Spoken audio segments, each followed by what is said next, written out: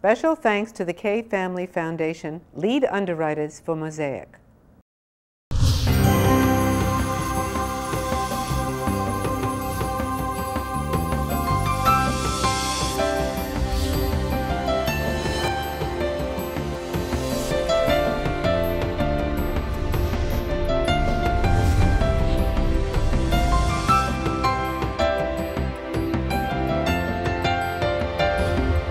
Hello, my name is Barbara Kay, and on behalf of the Jewish Federation of Palm Beach County, I'd like to welcome you to our program, Mosaic.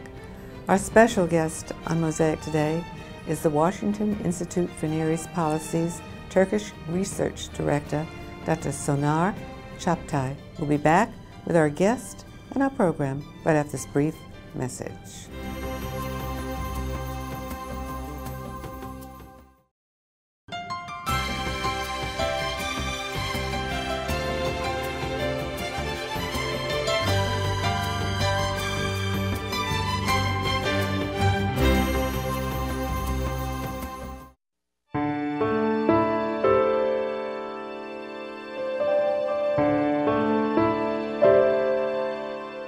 It happened. The downswing happened. I became unemployed in a short period of time because there was no business.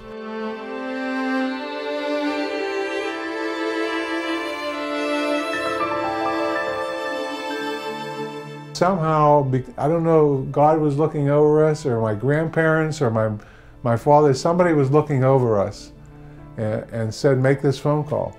And they came through with, and I thank God for it every day.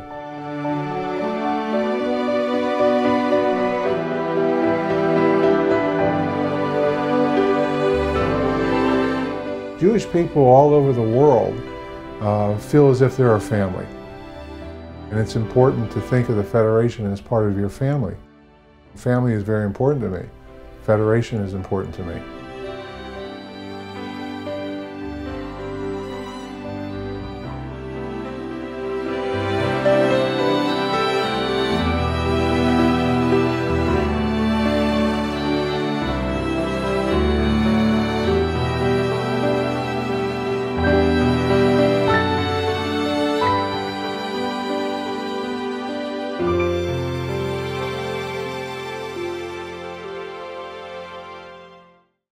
Welcome back to Mosaic, and welcome to you, Dr. Thank you. Cagaptay. It's such a pleasure to have you here. Pleasure to be here. Thank you very much. I wanted to mention not only with the Washington Institute for Near East Policy, but also you're the Vanessa and Tony Beyer Fellow as well. That's correct. That was very nice. A good philanthropic family, and they did a good thing. And I'm very flattered, and I feel honored, obviously, to be named a Beyer Fellow. At any rate, you came to the Washington Institute in 2002. Correct. And the AKP party came into power in Turkey. Right. What did that mean? It basically meant that Turkey was moving in a different direction than what we had known for decades. For decades, we cherished Turkey as a secular society that was deeply rooted in its Western traditions, and that was a Muslim country that considered itself to be part of the West. The AKP challenged some of these notions successfully. And my work in the last 10 years has interestingly coincided with the term of AKP in Turkey. So for the Institute and also for various other places I have worked for, including in my teaching, I have documented and studied Turkey's transformation under an Islamist party. Some of this has meant that Turkey's foreign policy orientation has changed. Some of this has meant that Turkey's relations with its neighborhood have been transformed, including its relationship with the United States. Yeah, that's a big shift. You know, Turkey is very crucial to that area, the Middle East and what's happening. Yes. And it's very important for the United States to have a good relationship with them. Absolutely. Turkey is the only country that borders Iraq, Iran, and Syria. You couldn't get neighbors like that if you wanted to. Precisely. Right. It's a NATO ally. It's the only NATO ally which borders Iran, Iraq, and Syria. So it doesn't matter really who sits in the White House and what the issues are. We need Turkey. Because, you know, whether it's to get Iraq right, to make sure that it remains stable, we need Turkey. Whether to confront Iran's nuclear ambitions, we need Turkey. Or whether to, you know, end the civil war in Syria and provide for a successful transition after Assad, we need Turkey. That's obviously so huge, given that for any U.S. president, these three countries have ranked and will rank really high in terms of their foreign policy Yeah, agenda. you're talking about Syria. They're having a big problem. All Right. the refugees that are coming into Right. Turkey, and the fact that Assad is not out of position at this point. That's a very big sore point for Turkey. It is, and partly because so many refugees are flowing in, and so far Right. Turkey has cared for those refugees on its own. But they only have limited resources, and obviously they have been able to handle the flow of refugees because that's only about 150,000 now. But if Assad was to use his chemical weapons, as some people fear he might, or launch massacres, larger scale, or threatening genocide, you could see hundreds of thousands, maybe millions, fleeing to Turkey trying to take refuge. Yeah, but there was some fire, and some of the Turkish soldiers were killed, Right. and there was a big problem of a ground war.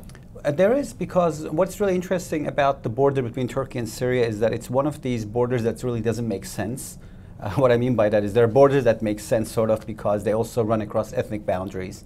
So Turkish-Greek border, for example, you have Turks on the one side, Greeks on the other side. Turkish-Bulgarian border, you have Turks on the one side, Bulgarians on the other side. Turkish-Syrian border is not one where you have Turks on one side, Arabs on the other side. You have Turks and Arabs and Kurds on both sides of the border. So what happens in Syria does not and will not stay in Syria. And I think Turkey is afraid that ethnic war and sectarian war is going to spill over. So Turkish sensitivities are very high, so they're also afraid of the spillover of refugees. As a result of that, this is kind of leading Turkey to take a pivot in its foreign policy.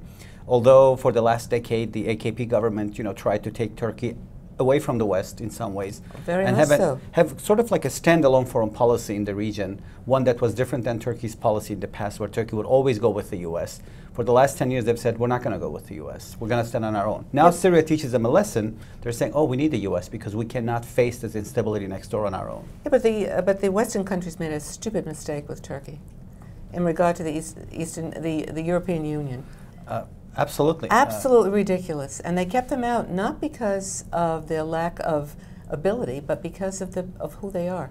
I agree. I think if you look at whatever metric you're going to use to measure whether or not Turkey is ready for EU accession, whether it's income levels, developmental indicators, the advancement of democracy in that country, Turkey is not any worse off than some current members and as well as some prospective candidates. Some countries that have recently entered the European Union from Eastern Europe, for example, are poorer than Turkey. So a lot of people use that argument to say Turkey is too poor for Europe. Well, Romania and Bulgaria are members of the European Union, and they're much poorer than Turkey. So obviously poverty is not the issue. No. Others look at it and say, Turkey has this missing and that missing. It's not a perfect country, but it's not any less perfect than some other European countries who have already joined the European Union. So the question then is not what Turkey is missing, it's a question of why is Turkey being blocked, and I think that's what Europeans will call its culture. In other words, it's religion, it's identity. That makes it difficult for the Europeans to take such a large Muslim country into the Union. I wouldn't say it's necessarily because it's a Muslim country. I would say if Turkey was a tiny Muslim country, its accession would have been moved forward because that would have looked symbolically really good. But it's a big Muslim country, 75 million inhabitants. It's very large psychologically, and it's also because it's so big, it will have so much saying power at Brussels. And Europeans, French and German, are not comfortable with having Turkey become a country on par with them in terms of its power. So they would like to have a small Muslim country come in, but a large dominant one that could challenge Franco-German power. That's, I think, what makes them uncomfortable. That's the main objection ahead of Turkey's accession, is basically the French veto. After the flotilla and the problem with Israel, they literally attacked the sanctions against Iran. Now, I don't know whether it was the fallout from the flotilla or because it was just a way to get back at the West. I think part of the reason why Turkey kind of has made a pivot in the last couple of years, Iran sanctions, they were very much against them in the beginning. They voted no at the UN, and then they started to slowly come on board. And also the Syria crisis, where they kind of started to come back to the idea of being a good NATO ally. Part of it is driven by the fact that although Turkey very much wanted to be a country that kind of stands on its own in the Middle East, and the government wanted to build credibility and internal domestic power based on this new image of a powerful Turkey that doesn't need the US to get stuff done in the Middle East, that hasn't really worked. It hasn't worked primarily because the Arab Spring has challenged the foundations of this idea of Turkey can do stuff on its own. It has produced so much instability in Syria, a civil war that threatens to spill over into Turkey. and the idea of a rising Iran with a nuclear weapon that backs the Syrian regime, which Turkey opposes. So that locks Turkey and Syria in a proxy war in Syria. All of that has meant that Turkey is not really afraid. They're not going to say it, but they're afraid that the massive war in Syria is going to spill over, that Iran is now their chief regional competitor, and that Iranian goals in Syria are the exact opposite of Turkish goals, and there can only be one winner in Syria. Either Iran will win and Assad will succeed, or Turkey will win and the rebels will succeed. So this is a war to death.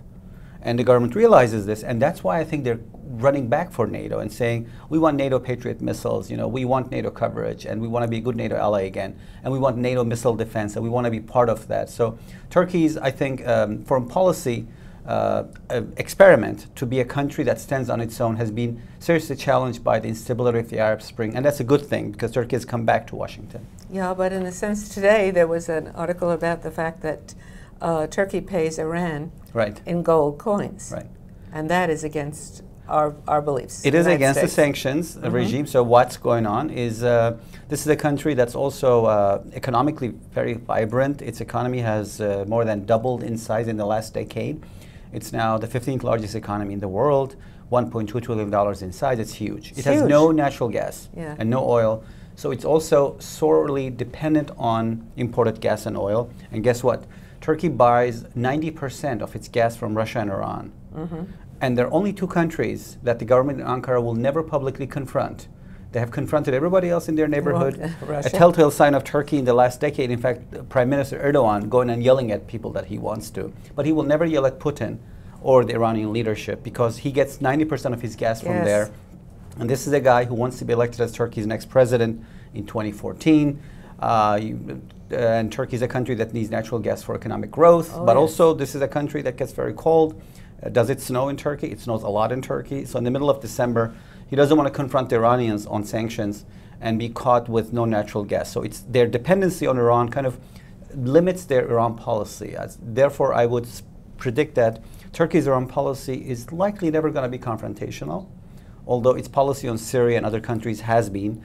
So they're going to kind of try to follow a middle line of not pushing the Iranians, although they're very uncomfortable about the Iranians in private. If you could ever get the Turkish leadership to have a couple of glasses of wine, not that they would, and relax and ask them about Iran, they would say that Iran is their chief competitor. But they will never say this publicly because they're afraid that they might lose access to precious natural gas resources. And the same goes with the Russians, with Putin also. But I think that Turkey wants to be the leader of the Muslim world. Absolutely. This is a different Turkey than Ataturk's Turkey. Ataturk's Turkey was a country that thought himself as, a country that's part of the West that was accidentally placed in the Middle East.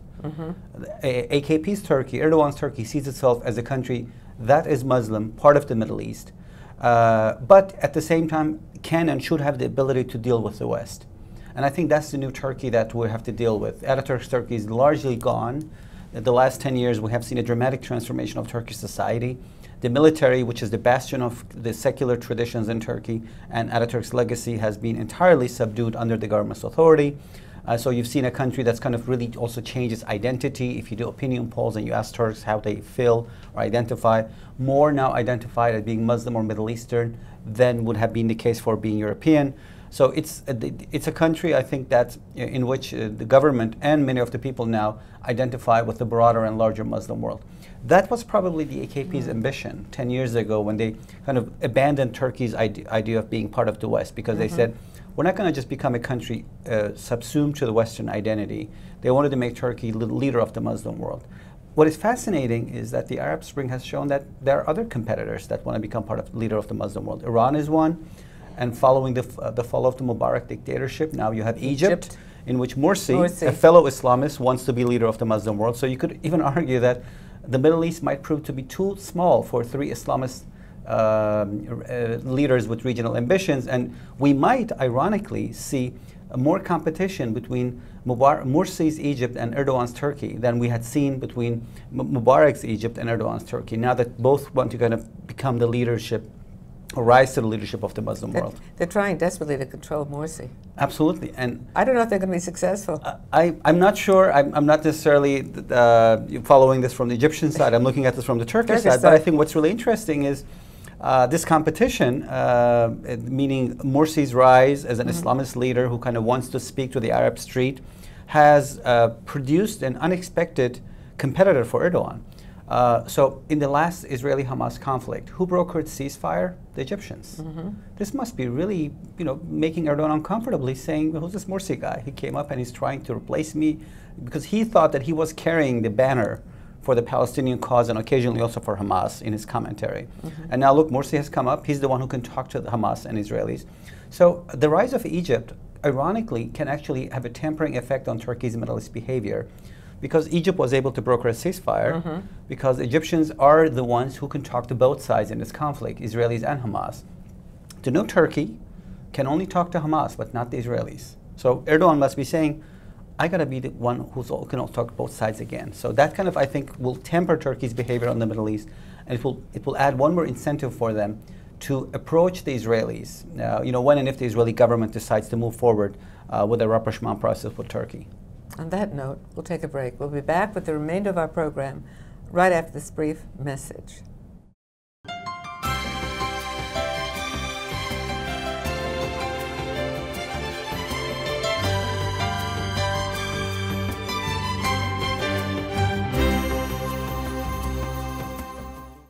Welcome back to Mosaic.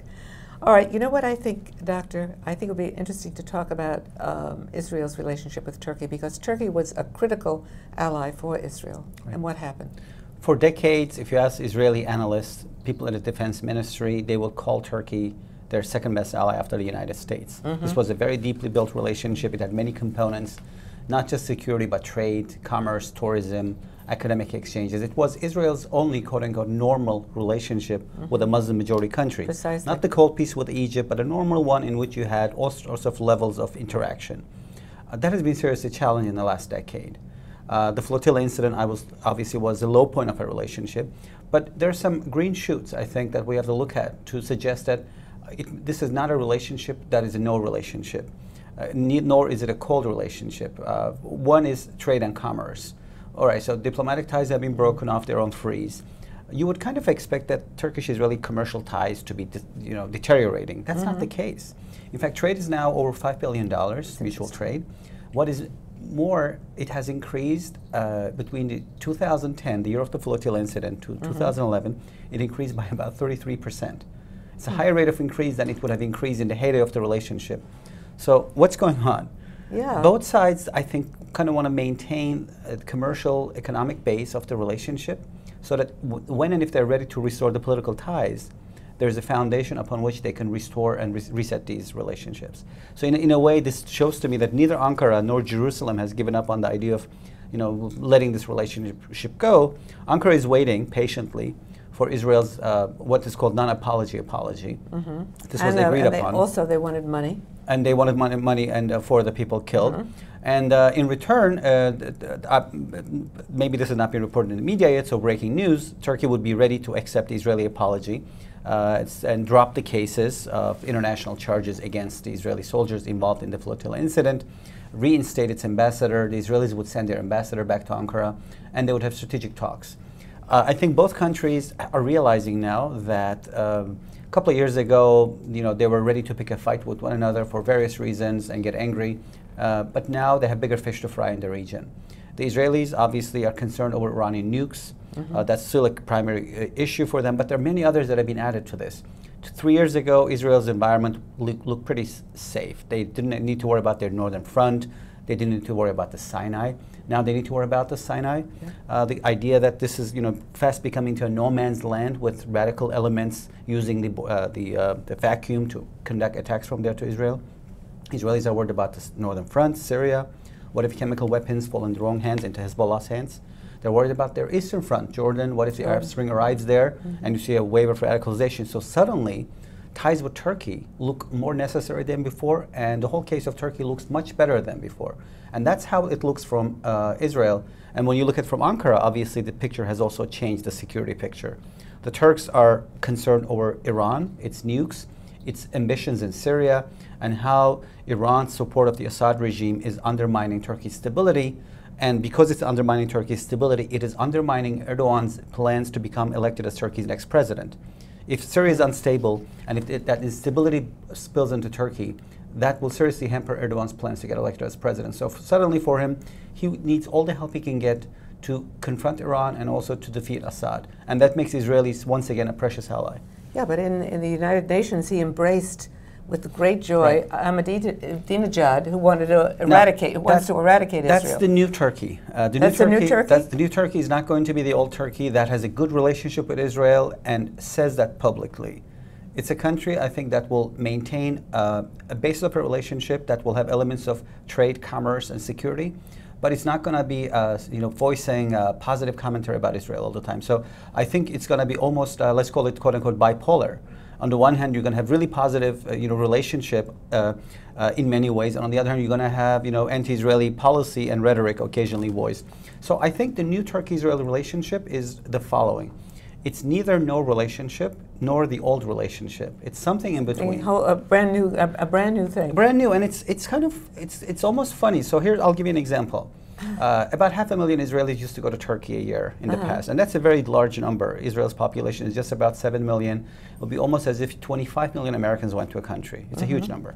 That number has dropped precipitously after the flotilla incident. Now it's been halved, so about 200,000 go to Turkey. So fewer Israelis are going to Turkey, you think. But Turkish Airlines now flies more often from Tel Aviv to Istanbul. So fewer Israelis go to Turkey, but more Israelis fly to Turkey. Why? Because Istanbul is like their Atlanta. It's where they used to transit to all over the world. Turkish Airlines gives them great deals. So Israelis are still going to Turkey. They don't feel unwelcome. They don't feel unsafe, but just a transit. So in a way, it is neither the old relationship where you have 500,000 Israelis who go to vacation, but it's also not no relationship because obviously Israelis feel comfortable to transit through Istanbul's airport.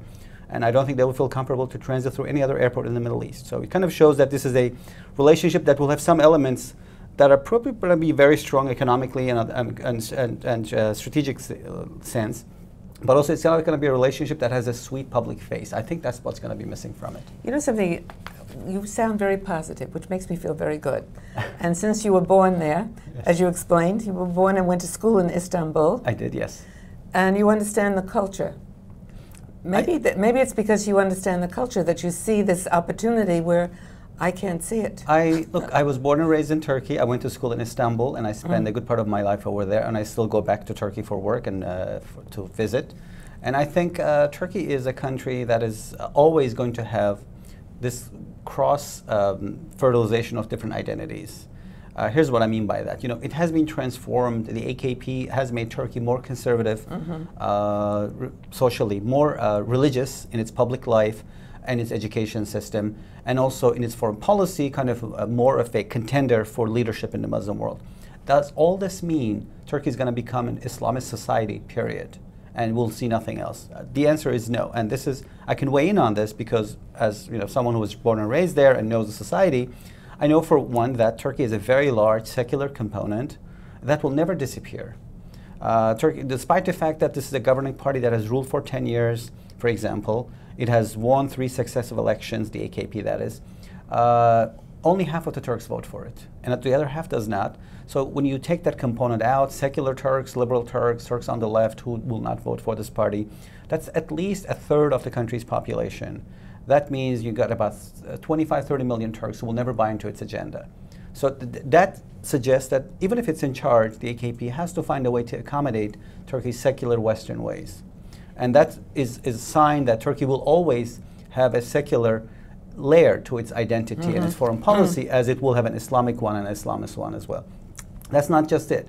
There's another reason why Erdogan, who wants to become the leader of the Muslim world and who wants to transform Turkey and make it in his own image, why he should be interested to keep Turkey's Western overlay alive. Not only because he has to accommodate it, because 25 million Turks will not go away. They're part of the society. They live there, so he has to be accommodative of their needs and political interests. But also because it's good for him.